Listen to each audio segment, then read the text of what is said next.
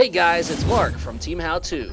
Our team has scoured the web to bring you the latest and most relevant content. If you find this video helpful, please remember to like and subscribe.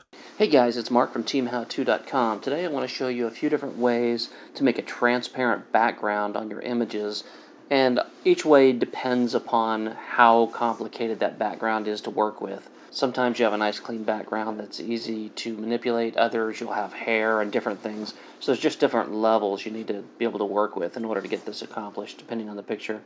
Let's start by going to a simple one. Now what makes this one so simple is the contrast. We have this black outline and the white background. Any solid background is going to be easier, and if there's a dead outline on it, it makes it super simple. There's several different ways to get started here. We'll go down here and we'll double click on the background. And we'll just make this, we'll just call it, layer 0, who cares. So now it's been changed to this. This allows us to work on it. It takes it away from being locked. And the simple one here, just we'll left click on this. We'll use the magic wand tool. We'll click anywhere out here in the white. You can see the highlight going on here around everything. Simply click your delete key. That's basically all there is to it. We're going to take this and save it. This is very important. We'll file, save for web. Do that, and then we want to save it as a PNG. PNG 24 would be my preference. Make sure transparency is selected and hit save. When you do this, you can see I've already saved a couple in here. Even did one with the Photoshop background. So we'll just call this thumbs up. There we go, works great. Hit save, and we'll replace that one because it's the same thing. There you go. That's the simple one. Super simple. Now if you want to double check that to make sure everything's good, what you could do is put a background color. I'm going to just click this box. I'll do this. It's going to show you, if I drop this below the layer, it'll show you exactly how tight everything is. And this looks really good. So that's the simple one to do. Let's go to a slightly more difficult one. We'll do this in two different stages. We'll do the slightly more difficult and then the very difficult.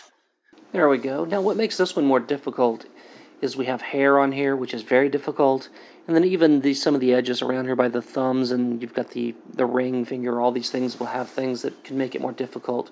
So the simple back select will not work on this. Let's do this, and I'll just show you one more way to make this layer accessible. We could right click duplicate layer and just say this is the copy of the background. You might do this when you want to save this other, but you're not really at any threat of losing that picture unless you save it as the original name in the original folder.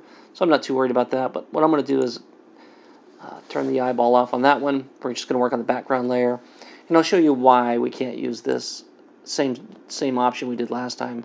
The magic wand tool in this case, if I click out here in the white and I hit delete, you can see already it's destroyed the picture. We'll do Control Z. Control D will make the deselection process. And then we'll come up here and we'll do the quick selection tool. And this one will work great in some cases, but not around the hair, things like that. And now I can make my cursor bigger or smaller with the open and closed square brackets. So I'll just make it a little smaller. I'm going to click the Alt button, and I'm going to use my scroll on my mouse to make this a little bit bigger. So we can get in here. Now, once again, we're quick selection tool. I click anywhere near this area I want to do, and you can see it kind of snaps into place. Pretty good. You can see right there it just made a mistake. Now if I wanted to preserve that thumbnail, I could come up and hit the negative button on that and try to get it back. I can make this smaller, try to get some of that back. There you go. See, so that's a little better. Again, this is not great for really complicated stuff, but if you get some things that are tight like this, you can work with them. So as you can see, some of this is going to be good, some is going to be bad. I'll hit my delete key and you can kind of see what I mean. You can see how awesome it worked around here. I'm going to hit Alt and scroll out so we can see a little better what I was up to. And you can see it did fairly good around the hair, but there's going to be some hair missing. So we could finish up if we want to get a little more of this. We can come around here like so, do this. There you go. You can see it's outlined well. I hit the delete key. Awesome. But now let's zoom in a little bit more and see how much better we can do with the hair. So if we start coming in here, trying to click around, it's just not feasible that we're going to make this look good. No. So that was level 2. Let's go to level 3 now, which is probably my favorite, most impressive level of all when it comes to deleting a background. What I'll do is just reset this picture to the way it was originally. Let's just close this. I will not save it. I will reopen it. There we go.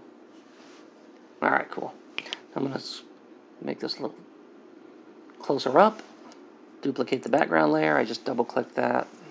Say OK. That gives us a single layer called 0. As we come in closer, this is where it's a little bit tricky. What we want to do is we want to come up here, left click on this, and we want a background eraser tool. Now, once we click on this, we're going to have several options here. Now you can see that my wand tool is very big. I can make it smaller with the open and close brackets, square braces. One thing we want to come up here, and we want this to be on sample once for this particular application. That way, we'll take the sample once of what the background is, which in this case is right here. Now that it knows what the sample is, as we come in closer and start knocking out the background, it'll preserve what's not that color, which is really awesome. Now, this is a very important thing, and it's going to vary depending on what your picture looks like, but I've got this tolerance set at 11%. If I were to make that a lot higher, it's going to make the result a lot worse. If I go lower, it may not work. It may not remove everything we want. So you have to play with it till you get what you like. So we'll come in here. I'm going to left click. I'm coming through here. You can kind of see what's going on here. It's taking some of it, leaving some of it. It's really doing a good job. Look at this. Oops, one too far. See that? Do Control Z, brings it back. We can tighten that up a little if we'd rather. And then let's just take a few more swipes at this. I'm just left clicking and dragging. It's good. Remember, don't go too far once you've left clicked and dragged. If you get too much, Control Z. Alright, let's just hit let's get a little more right through there. There we go. I can zoom in super tight if I want, like this. I can make my tool smaller, come in and try to get a little bit tighter. I'm just left clicking and swiping at this. Oh, too much. Control Z. There we go. Get a few through here. Alright, I think that's pretty good. I'm going to get a little tighter there. There we go. Now, in order to see this, I'm going to scroll this back out, and I'll throw another background around it. We'll just do this. Throw one of these around it so I can kind of get a better feel for what it looks like back there. Drag it below, over here. Now you can see it's not awesome, but it's come a long way from where it is. You put this against a different type of background, and you are really going to see the difference. We can come back to this layer with this yellow here and try to get a little better. I'll scroll out on it and make sure we've got this tool selected. We can come in here. You can kind of get the feel with this yellow on here exactly what's going on.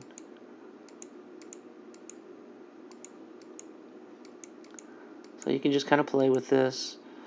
If you feel like too much is going away, you can lower the tolerance. If you really want to knock some out, raise the tolerance. Watch and see how terrible this works when I do it this way.